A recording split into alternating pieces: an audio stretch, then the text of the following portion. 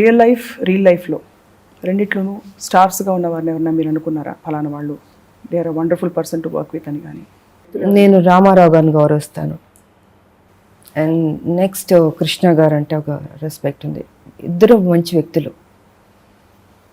రామారావు గారు ఎదుటి వారికి ఆ రెస్పెక్ట్ ఇవ్వడం కానీ, ఆ గౌరవం కానీ, ఆ డిసిప్లిన్ కానీ ఐ డోంట్ థింక్ అందరు హీరోల్లో ఉందని నేను అనుకోను. మళ్ళీ కృష్ణ గారు, హీరో కృష్ణ గారు, ఆయన కూడా చాలా మర్యాదగా, నా ఫస్ట్ హీరో ఆయన, తెలుగు సినిమా ఫస్ట్ విజయ్ గారు డైరెక్షన్లో కిల్లారి కృష్ణుడు. సో కృష్ణ గారు అంటే కూడా నాకు చాలా రెస్పెక్ట్. ఎప్పుడూ నిర్భయంగా నిర్భీతిగా అన్ని విషయాలు బయటపెట్టే మీరు ఎప్పుడైనా ఎక్కువ కాలం ఏదైనా విషయం దాచిన సందర్భాలు ఉన్నాయా? ప్రస్తుతం ఏమన్నా ఉందా? Anything that you haven't ever shared? నేను ఎప్పుడు ఓపెన్గానే మాట్లాడతాను, చాలా ఫ్రాంక్గా మాట్లాడతాను, నేను ఏది దాచుకోను. ఐ డోంట్ థింక్ లేదనిపిస్తుంది, మరి గుర్తు రావట్లేదు ఇప్పటి వరకు లేదు.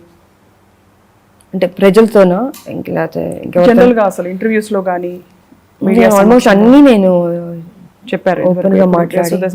ఐ డోంట్ థింక్ ఏమీ లేదు. Pretty much everything. అందులో మీరు రాజకీయాల్లోకి వచ్చాక అందులో ఇంకా బోల్డ్గా అవుట్స్పోకెన్గా ఇంకా చాలా ఇంకా ఓపెన్గా మాట్లాడుతుంటాను. రాజకీయాలు కుండ బద్దలు కొట్టినట్టే ఉంటుంది నా మాట. బికాజ్ ఎవరికి భయపడాల్సిన అవసరం నాకు లేదు కాబట్టి. మనకి వీళ్ళతో అవసరం అనుకుంటే డిప్లొమాటిక్గా మాట్లాడతాం. రైట్.